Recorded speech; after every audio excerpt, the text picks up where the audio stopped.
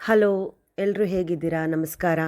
ಅಭಿವ್ಯಕ್ತಿ ಕಥಾಲೋಕದಲ್ಲಿ ಉಸಿರಾದೇನಿ ಜೀವಕ್ಕೆ ಮುಂದಿನ ಅಧ್ಯಾಯವನ್ನು ತಗೊಂಡು ಬಂದಿದ್ದೀನಿ. ನಾನು ನಿಮ್ಮ ಸೌಮ್ಯ ಅಶ್ವಥ್. ದಯವಿಟ್ಟು ಈ ಕಥೆಯನ್ನು ಕೇಳಿ ಹೆಚ್ಚು ಹೆಚ್ಚು ಲೈಕ್ ಮಾಡಿ, ಕಮೆಂಟ್ ಮಾಡಿ, ಸಬ್ಸ್ಕ್ರೈಬ್ ಮಾಡಿ ನಮ್ಮ ಚಾನಲ್ನ. ಕತೆ ಹೇಗಿದೆ ಅನ್ನೋದನ್ನು ದಯವಿಟ್ಟು ಒಂದೆರಡು ಮಾತುಗಳಲ್ಲಿ ತಿಳಿಸಿ. ಬನ್ನಿ ಮುಂದೆ ಹೋಗೋಣ ಕತೆಗೆ. ಆ ವ್ಯಕ್ತಿ ಕಣ್ಣೀರು ಹಾಕ್ತಾ ಆ ಋಷಿ ತನಗೆ ಹೇಗೆ ಪರಿಚಯ, ಅವಳಿಗೆ ತನ್ನಿಂದ ಏನೇನು ತೊಂದರೆ ಆಗಿದೆ ಅಂತ ಇರೋ ಎಲ್ಲ ವಿಷಯ ಹೇಳ್ತಾ ಇದ್ದರೆ ಮುಷ್ಟಿ ಕಟ್ಟಿ ಇನ್ನೇನು ಆ ವ್ಯಕ್ತಿ ಮೇಲೆ ಪ್ರಹಾರ ಮಾಡೋನಿದ್ದ ನಮ್ಮ ಓಜಸ್ಸು. ಆದರೆ ಅವನ ಏಟಿನ ತೀವ್ರತೆ ತನ್ನಿಂದ ತಡ್ಕೊಳ್ಳಿಕ್ಕೆ ಸಾಧ್ಯವಿಲ್ಲ ಅಂತ ಆ ವ್ಯಕ್ತಿ ಭಯದಿಂದ ಹಿಂದಕ್ಕೆ ಸರಿದು, ಇದರಲ್ಲಿ ಪೂರ್ತಿಯಾಗಿ ನನ್ನೊಬ್ಬನ ತಪ್ಪಿಲ್ಲಪ್ಪ, ಮುಖ್ಯ ಅಪರಾಧಿ ಬಂದು ವಿಜಯ್ ಶಾಶ್ವತ್ ಅಂತ ಹೇಳಿದ್ದೆ ತಡ ಹೊಡೆಯಲು ಎತ್ತಿದ ಕೈಯನ್ನು ಹಾಗೆ ನಿಲ್ಲಿಸಿ, ಏನಂದೆ?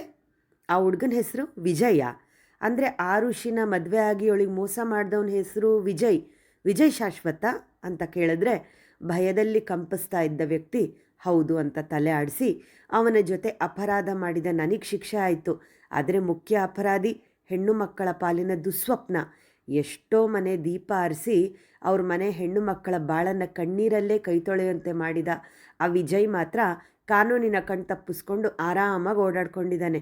ನಿಮಗೆ ನಿಜವಾಗ್ಲೂ ಶಿಕ್ಷೆ ಕೊಡಬೇಕು ಅಂತಿದ್ರೆ ನನಗಲ್ಲ, ಅವನಿಗೆ ಕೊಡಿ ಅಂತ ಹೇಳಿದ್ರೆ ಹುಡುಗಚ್ಚಿ, ಬರೀ ಅವನಿಗಷ್ಟೇ ಅಲ್ಲ ಕಣೋ ಶಿಕ್ಷೆ, ಬದ್ಮಾಶ್, ಜೀವಂತ ಇರುವಾಗಲೇ ನರಕ ತೋರಿಸ್ತೀನಿ ಅಂತ ಕೀಚಕನ ಜೊತೆಗೆ ಕೇವಲ ಹಣದಾಸೆಗೆ ಕೈ ಜೋಡಿಸಿ ಮನುಷ್ಯತ್ವನ ಮರೆತು ಕಚಡ ಕೆಲಸ ಮಾಡಿರೋ ನಿನಗೆ ಕೂಡ ಯಾವ ಕ್ಷಮೆ ಇಲ್ಲ ಅಂತ ಹೇಳಿದವನು ಮೊದಲಿಗೆ ಆ ವ್ಯಕ್ತಿ ಬಾಯಿಗೆ ತನ್ನ ಕರ್ಚಿಫ್ ತುರ್ಕಿ ಟೇಬಲ್ ಮೇಲಿದ್ದ ಫೋರ್ಕನ್ನು ಕೈಯಲ್ಲಿ ಹಿಡ್ಕೊಂಡು ಅವರು ಬೇಡ ಬೇಡ ಅನ್ನೋ ರೀತಿ ತಲೆ ಆಡಿಸ್ತಾ ಎದ್ದು ಹೋಗಲಿಕ್ಕೆ ಪ್ರಯತ್ನ ಪಡ್ತಾ ಇದ್ದರೆ ಅವ್ರ ತೊಡೆ ಮೇಲೆ ಜೋರಾಗಿ ಫೋರ್ಕ್ ಚುಚ್ಚಿದ ರೀತಿಗೆ ಬಾಯಲ್ಲಿ ಬಟ್ಟೆ ಇಟ್ಟಿದ್ರೂ ಚೀರುತ್ತಾ ಕಣ್ಣೀರು ಹಾಕ್ಬಿಟ್ರು. ವ್ಯಂಗ್ಯವಾಗಿ ಆ ವ್ಯಕ್ತಿಯನ್ನು ನೋಡಿ ನಕ್ಕ ಓಜಸ್, ನೋವಾಯ್ತಾ? ಇಷ್ಟಕ್ಕೆ ನೋವಾಯಿತು ಅಂತ ಕಣ್ಣೀರು ಬೇರೆ ಹಾಕ್ತಾ ಇದ್ದೀರಾ? ಪಾಪ ಅಲ್ವಾ ನೀವು? ಅದೇ ನಿಮ್ಮಿಂದ ಮೋಸ ಹೋದ ಹೆಣ್ಮಕ್ಳು ಇನ್ನೆಷ್ಟು ನೋವು ಅನುಭವಿಸಿರ್ಬೇಕು. ಆ ಹೆಣ್ಮಕ್ಳು ಮತ್ತವರ ಕುಟುಂಬದವರು ಅದೆಷ್ಟು ಸಂಕಟ ಪಟ್ಟಿರಬಹುದು ಅನ್ನೋ ಸಣ್ಣ ಅಂದಾಜಾದರೂ ಇದೆಯಾ? ಛೇ, ನಿನ್ನಂಥ ಕಾಡು ಮೃಗದ ಜೊತೆ ನನಗೆಂಥ ಮಾತು. 1 ನಿಮಿಷ ಟೈಮ್ ಕೊಡ್ತೀನಿ, ನಾನು ಕಣ್ಣಿಂದ ಮರೆಯಾಗಿ ಹೋದರೆ ಸರಿ, ಇಲ್ಲ ಅಂದರೆ ನೀನು ಹಣೆ ಬರಹ ಬರೆದ ಬ್ರಹ್ಮ ಬಂದರೂ ನಿನ್ನನ್ನು ನನ್ನಿಂದ ಕಾಪಾಡೋಕ್ಕಾಗಲ್ಲ ಅಂತ ರಕ್ತಸಿಕ್ತವಾಗಿದ್ದ ಫೋರ್ಕನ್ನು ಟಿಶ್ಯೂನಲ್ಲಿ ಒರೆಸ್ತಾ ಆ ವ್ಯಕ್ತಿನ ದುರ್ಗುಟ್ಕೊಂಡು ನೋಡ್ದ. ಆ ನೋವಿನಲ್ಲೂ ಕ್ಷಣ ಕೂಡ ನಿಲ್ಲದೆ ಕುಂಟುತ್ತಲೇ ಹೋಟೆಲ್ ಹೊರಗೆ ನಡೆದವರು ಮತ್ತೆ ಆಸ್ಪತ್ರೆ ಒಳಗೆ ಹೋಗೋ ಸಾಹಸ ಮಾಡದೆ ಎದುರಿಗೆ ಸಿಕ್ಕ ಆಟೋಗೆ ಕೈ ಅಡ್ಡಗಟ್ಟಿ ನಿಲ್ಲಿಸಿ ಅದನ್ನು ಹತ್ತಿದವರು ಬೇಗ ಇಲ್ಲಿಂದ ನಡಿಯಪ್ಪ ಅಂತ ಹೇಳಿದ್ರು.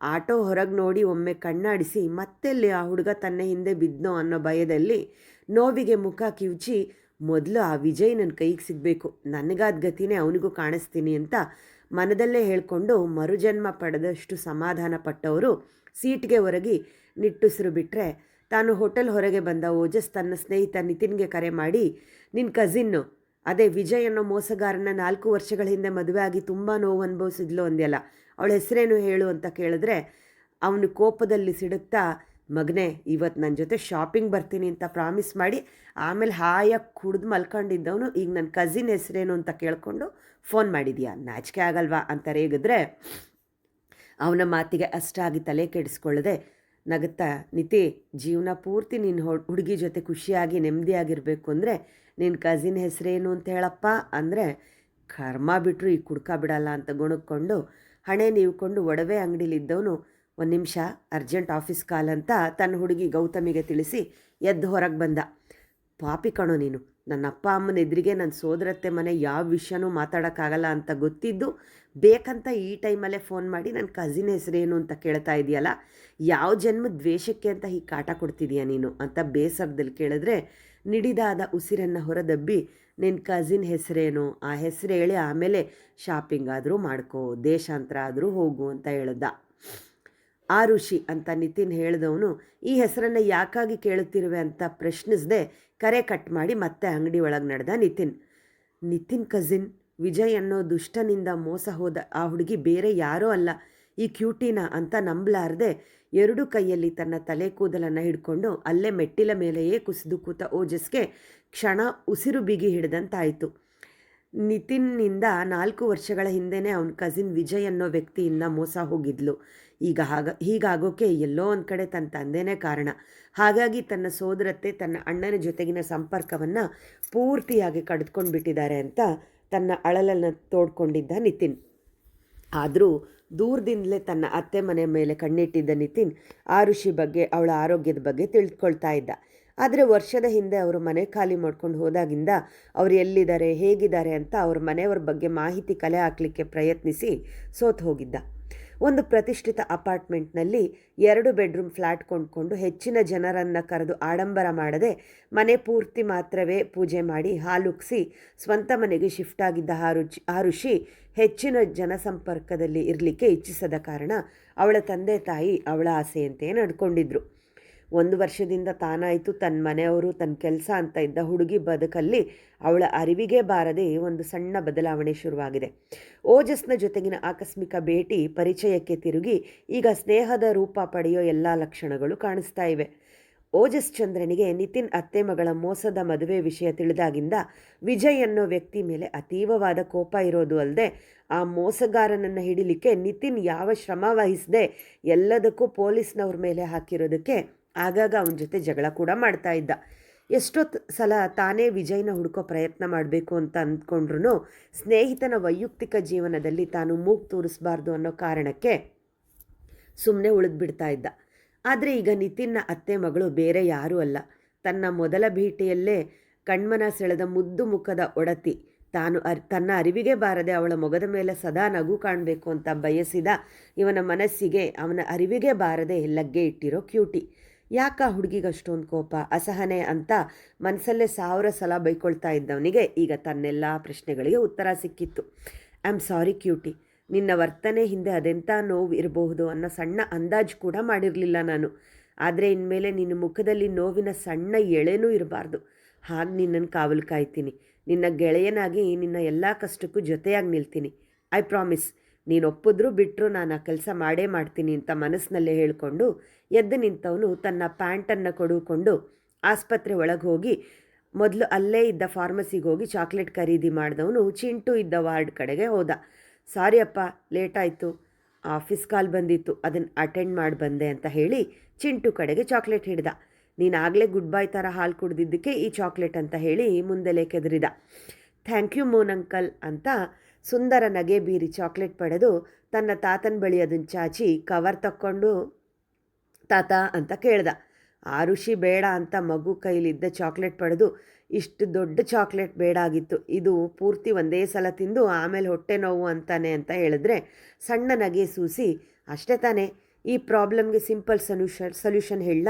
ಈಗ ಚಿಂಟು ಹುಷಾರಾಗಿರೋ ಖುಷಿಗೆ ಎಲ್ಲರೂ ಈ ಚಾಕ್ಲೇಟ್ನ ಶೇರ್ ಮಾಡ್ಕೊಂಡು ತಿನ್ನೋಣ ಅಲ್ವಾ ಚಿಂಟು ಮರಿ?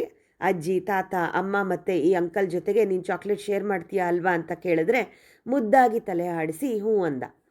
ಜಲಜ ಅದಾಗಲೇ ತಿಂಡಿ ಬಾಕ್ಸ್ನ ಹಿಡಿದು ಆಸ್ಪತ್ರೆಗೆ ಬಂದಿದ್ದವರು ಮಗಳು ತಿಂಡಿ ಮುಗಿಸಿರೋ ಕಾರಣ 2 ಪೇಪರ್ ಪ್ಲೇಟ್ಗೆ ತಿಂಡಿಯನ್ನು ಬಡಿಸಿ ಅವರ ಗಂಡನಿಗೆ ಹಾಗೂ ನಂಜಪ್ಪನವರಿಗೆ ಕೊಟ್ಟು, ಹೆಚ್ಚು ಪರಿಚಯ ಇಲ್ಲದೆ ಇದ್ದರೂ ನೀವೆಲ್ಲ ಚಿಂಟುಗಾಗಿ ತೋರಿಸ್ತಾ ಇರೋ ಈ ಪ್ರೀತಿ ಆತ್ಮೀಯತೆಗೆ ನಾವೆಂದೂ ಚಿರಋಣಿ ಅಂತ ಹೇಳಿದ್ರೆ ನಂಜಪ್ಪನವರು, ಇಷ್ಟೆಲ್ಲ ದೊಡ್ಡ ಮಾತು ಯಾಕೆ ತಾಯಿ? ಪುಟ್ಟ ಕಂದ ಹೀಗೆ ಆಸ್ಪತ್ರೆ ಸೇರಿದೆ ಅಂದಾಗ ದೂರದವರಾಗಿ ನಮಗೆ ಸಂಕಟ ಆಗಿರುವಾಗ ಹೆತ್ತ ಕರುಳಿಗೆ ಹೇಗಾಗಿರಬೇಡ. ಅದಕ್ಕೆ ಮಗುನ ನೋಡಿಕೊಂಡು ಹಾಗೆ ಆರುಷಿಗೆ ಧೈರ್ಯ ಹೇಳಿ ಹೋಗೋಣ ಅಂತ ಬಂದ್ವಿ. ದೇವ್ರ ದಯೆ, ಚಿಂಟು ಹುಷಾರಾಗಿದ್ದಾನೆ ಅಂತ ವೈದ್ಯರು ಬಂದು ಹೇಳಿ ಹೋದ್ರಲ್ಲ, ಮನಸ್ಸಿಗೆ ಅದೆಷ್ಟೋ ಸಮಾಧಾನ ಆಯಿತು. ಚಿಂಟು, ಇನ್ಮೇಲೆ ಏನಂದರೆ ಅದನ್ನು ತಿನ್ನಬಾರ್ದು ತಿಳಿತಾ?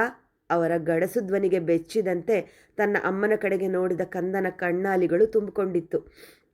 ಅಳಬೇಡ ಚಿಂಟು, ತಾತ ನಿನಗೆ ಬೈದಿದ್ದಲ್ಲ, ಅವ್ರು ಮಾತಾಡೋದೇ ಹೀಗೆ.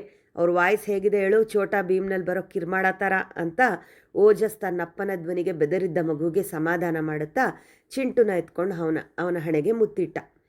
ತನ್ನ ಮೂನಂಕಲ್ ಮಾತಿಗೆ ನಗುತ್ತಾ ನಂಜಪ್ಪನವರ ಕಡೆಗೆ ನೋಡಿ, ಕಿಲ್ಮಾಡ ರಾಕ್ಷಸ, ಆದರೆ ಇವರು ತಾತ ರಾಕ್ಷಸ ಅಲ್ಲ ಅಂತ ಮುದ್ದಾಗಿ ಹೇಳಿದ ರೀತಿಗೆ ನಂಜಪ್ಪನವರು ಕೂಡ ನಕ್ಕು ಅವನ ಕೆನ್ನೆಯನ್ನು ಮೆಲ್ಲಗೆ ಚಿವುಟಿ ಮುದ್ದಿಸಿದ್ರು.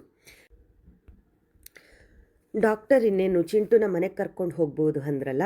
ಚಂದ್ರ, ಅರ್ಧ ಗಂಟೆ ಬಿಟ್ಟು ದೊಡ್ಡ ಕ್ಯಾಬ್ ಬುಕ್ ಮಾಡು ಮಗನೆ, ಎಲ್ಲರೂ ಒಟ್ಟಿಗೆ ಹೊರಡೋಣ ಅಂತ ಹೇಳಿದ್ರೆ ಸರಿ ಅಂದವನು ಬಿಲ್ ಕಟ್ ಬರ್ತೀನಿ ಅಂತ ಹೇಳಿ ಹೋದ ಆರುಷಿ ಕಡೆಗೆ ಸಣ್ಣ ನಗೆ ಸೂಸಿ ತಾನು ಎತ್ತಿಕೊಂಡ ಹುಡುಗನ ಮೊಗವನ್ನು ನೋಡ್ದ.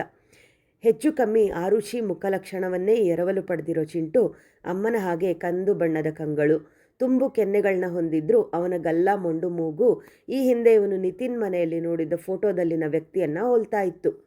ಈ ಕ್ಯೂಟಿನ ಎಲ್ಲೋ ನೋಡಿದ್ದೀನಿ ಅಂತ ಆಗಾಗ ಅನ್ನಿಸ್ತಾ ಇತ್ತಲ್ಲ.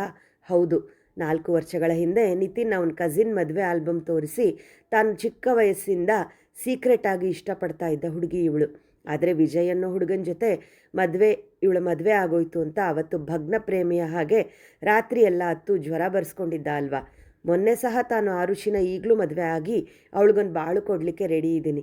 ಆದರೆ ಅವನ ತಂದೆ ತಾಯಿ ಈ ಸಂಬಂಧಕ್ಕೆ ಒಪ್ಪಿಗೆ ಕೊಡದೆ ಅರ್ಜೆಂಟಾಗಿ ಗೌತಮಿ ಜೊತೆ ಮದುವೆ ಫಿಕ್ಸ್ ಮಾಡಿದ್ದಾರೆ ಅಂತ ತನ್ನ ದುಃಖವನ್ನು ತೋಡ್ಕೊಂಡಿದ್ದ. ಆದರೆ ಆ ಕಳ್ಳನ ಮಗನಿಗೇನು ಗೊತ್ತು, ಆರುಷಿಗೆ ಬಾಳು ಕೊಡೋಕ್ಕೆ ಇವರೇನು 10 ಮೂಲೆ ಸೇರಿ ಬದುಕೆ ಮುಗ್ದೋಗಿದೆ ಅಂತ ಕಣ್ಣೀರು ಹಾಕ್ತಾ ಕೂತಿಲ್ಲ.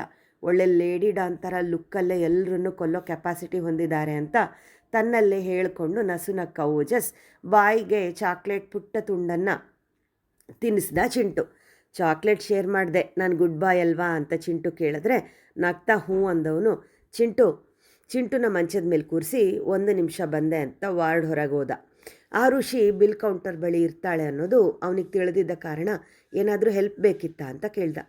ಮೊದಲಾದರೆ ಹೀಗೆ ಹಿಂದೆ ಬಂದಿದ್ದಕ್ಕೆ ರೇಗ್ ಬಿಡ್ತಾ ಇದ್ಲೋ ಏನೋ, ಆದರೆ ಈಗಾಗಲೇ ದುಡುಕಿ ತಪ್ಪು ಮಾಡಿರೋವೆ ಅನ್ನೋ ಅಳುಕಿದ್ದ ಕಾರಣ ನೋ ಥ್ಯಾಂಕ್ಸ್ ಮಿಸ್ಟರ್ ಚಂದ್ರ ಅಂತ ಹೇಳಿ ತನ್ನ ಕ್ರೆಡಿಟ್ ಕಾರ್ಡ್ನಲ್ಲೇ ಆಸ್ಪತ್ರೆ ಬಿಲ್ ಪಾವತಿಸಿ ವಾರ್ಡ್ ಕಡೆಗೆ ಹೆಜ್ಜೆ ಹಾಕಿದ್ಲು. ಅವಳ ಜೊತೆಯಾಗಿ ತಾನೂ ಹೆಜ್ಜೆ ಹಾಕ್ತಾ, ಮಿಸ್ ಆರು, ನನ್ನ ತಂದೆನ ಬಿಟ್ಟರೆ ನೀವೇ ಕಣ್ರಿ ನನ್ನನ್ನು ಚಂದ್ರ ಅಂತ ಕರೆದಿದ್ದು, ಮಿಕ್ಕವರೆಲ್ಲ ಓಜಸ್ಸು, ಓಜು, ಓಸಿ ಅಂತ ಕರೀತಾರೆ ಅಂತ ಹೇಳಿದ್ರೆ ಅವನೆಡೆಗೆ ಸಣ್ಣ ಔಪಚಾರಿಕ ನಗೆ ಬೀರಿ, ನನ್ನ ಮಗ ಸಹ ನಿಮ್ಮನ್ನು ಹಾಗೆ ಕರೆಯೋದು, ಆದರೆ ಚಂದ್ರನ ಮೂನ್ ಅಂತ ಮಾಡಿದ್ದಾನೆ ಅಷ್ಟೇ ಅಂತ ಹೇಳಿದ್ರೆ ಅವಳನ್ನು ತದೇಕ ಚಿತ್ತದಿಂದ ನೋಡಿದವನು, ನನ್ನ ಹೆಸರಲ್ಲಿ ಮೂನ್ ಇದೆ ಕಣ್ರಿ, ಆದರೆ ನಿಮ್ಮ ನಗುವಿನಲ್ಲೇ ಅವನು ಔತು ಕುಳಿತಿದ್ದಾನೆ, ನೀವು ನಕ್ಕಾಗ ನಿಜಕ್ಕೂ ಪೂರ್ಣಚಂದ್ರನ ಹಾಗೆ ಕಂಗೊಳಿಸ್ತೀರಾ ಅಂತ ಹೇಳಿದ್ರೆ ಅದು ಅತಿಶಯೋಕ್ತಿ ಅಲ್ಲ ಅಂತ ಹೇಳ್ದ. ನಿಟ್ಟುಸಿರು ಬಿಟ್ಟು, ಇದೇ ರೀಸನ್ಗೆ ನಂಗೆ ನಿಮ್ಮ ಜೊತೆ ಮಾತಾಡೋಕೆ ಇಷ್ಟ ಆಗಲ್ಲ ಮಿಸ್ಟರ್ ಚಂದ್ರ ಅಂತ ಹುಬ್ಬು ಬೆಸೆದು ಅಸಮಾಧಾನದಲ್ಲಿ ಮಾತಾಡಿ ದಡಬಡನೆ ಮೆಟ್ಟಿಲೇರಿ ತನ್ನ ಮಗ ಇರೋ ವಾರ್ಡ್ ಕಡೆಗೆ ಹೆಜ್ಜೆ ಹಾಕಿದ್ಲು. ಅವಳನ್ನೇ ಹಿಂಬಾಲಿಸ್ತಾ ಓಜಸ್, ಮಿಸ್ ಆರು, ಈ ಕೋಪ ಯಾಕೆ? ನಾನೇ ನಿಮ್ಮ ಜೊತೆ ಫ್ಲರ್ಟ್ ಮಾಡೋಕೆ ಹಾಗೊಗಳಿದ್ದಲ್ಲ, ನಿಜಕ್ಕೂ ನೀವು ಪೂರ್ಣಚಂದ್ರನ ಹಾಗೇ ಇರೋದು ಅಂತ ಹೇಳಿದ್ರೆ ವಾರ್ಡ್ ಬಾಗಿಲಲ್ಲಿ ನಿಂತು ಓಜಸ್ನ ಕಡೆ ತಿರುಗಿ, ನಿಜ ಅಲ್ವಾ ಮಿಸ್ಟರ್, ಚಂದಿರನ ಮೇಲೆ ಬರೀ ಕಲೆಗಳೇ ಇರೋದಂತೆ ಅಂತ ಹೇಳಿ ಒಳಗೆ ನಡೆದ್ರೆ ಅವಳ ಮಾತಿನಲ್ಲಿ ಇದ್ದ ನೋವನ್ನು ಗ್ರಹಿಸಿದ ಓಜಸ್ಗೆ ಹಿಂಸೆಯಾಯಿತು. ದಯವಿಟ್ಟು ಕಥೆಯನ್ನು ಕೇಳಿ ಹೇಗಿತ್ತು ಅಂತ ಒಂದು 4 ಮಾತುಗಳನ್ನು ಕಮೆಂಟ್ ಮಾಡಿ. ಏನಾದರೂ ತಪ್ಪುಗಳಿದ್ದರೆ ತಿಳಿಸಿ, ಖಂಡಿತ ತಿದ್ದುಕೊಳ್ತೀವಿ. ಧನ್ಯವಾದಗಳು.